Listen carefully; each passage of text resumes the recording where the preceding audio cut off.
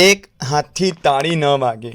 મિત્રો, આ કહેવત આપણને સમજાવે છે કે કોઈ પણ કાર્ય, કોઈ પણ સંબંધ, કોઈ પણ સફળતા એ એકલા માણસથી શક્ય નથી।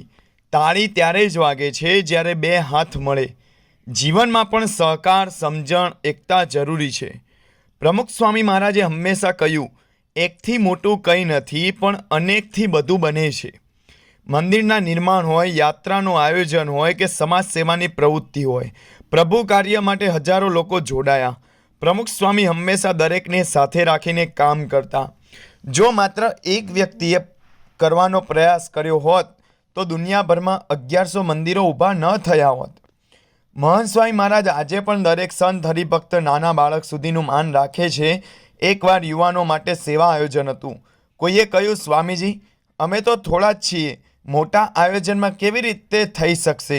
સ્વામીજી સ્મિત કરીને બોલ્યા, એકતાથી બધું શક્ય છે। તાળી એક હાથથી નથી વાગતી, બધા સાથે થઈશું તો શક્ય છે। અને એ જ આયોજન સફળતાપૂર્વક પૂરું થયું। મહાત્મા ગાંધીજીનો સ્વતંત્રતાનો સંઘર્ષ આપણે જોઈએ। એકલા ગાંધીજી લડી શક્યા હોત નહીં, કરોડો ભારતીયો સાથે જોડાયા ત્યારે જ અંગ્રેજોને ભારત છોડવું પડ્યું। ક્રિકેટ ટીમ ઉપર જોઈએ તો ક્રિકેટમાં એક બેટ્સમેનથી જીત શક્ય નથી। બોલર, ફિલ્ડર, કેપ્ટન સૌની એકતા જ ટીમને વિજય અપાવે છે। ડૉક્ટર એપીજે અબ્દુલ કલામનું આપણે જોઈએ કે મિસાઇલ પ્રોજેક્ટમાં તેમણે કહ્યું હતું, આ સફળતા મારી નથી, મારી ટીમની છે। એ ટીમ વર્કથી જ ભારત શક્તિશાળી બન્યું છે।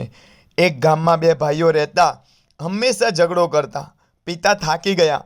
એક દિવસ પિતાએ લાકડાનો ગુચ્છો આપ્યો કે આ તોડો। બંને પ્રયત્ન કર્યો, તૂટી ન શક્યું। પછી એક એક લાકડી આપી, એ સહેલાઈથી તૂટી ગઈ। પિતા બોલ્યા, એકલા હો તો સહેલાઈથી તૂટી જશો, એક થશો તો કોઈ તોડી નહીં શકે।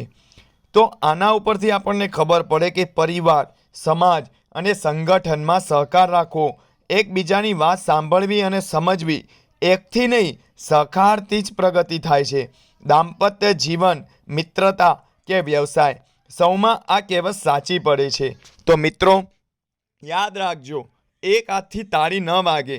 આપણે જ્યારે એકબીજાને સહકાર આપીએ છીએ, સાથે મળીને કામ કરીએ છીએ, ત્યારે અસંભવ લાગતું કાર્ય પણ શક્ય થઈ જાય છે।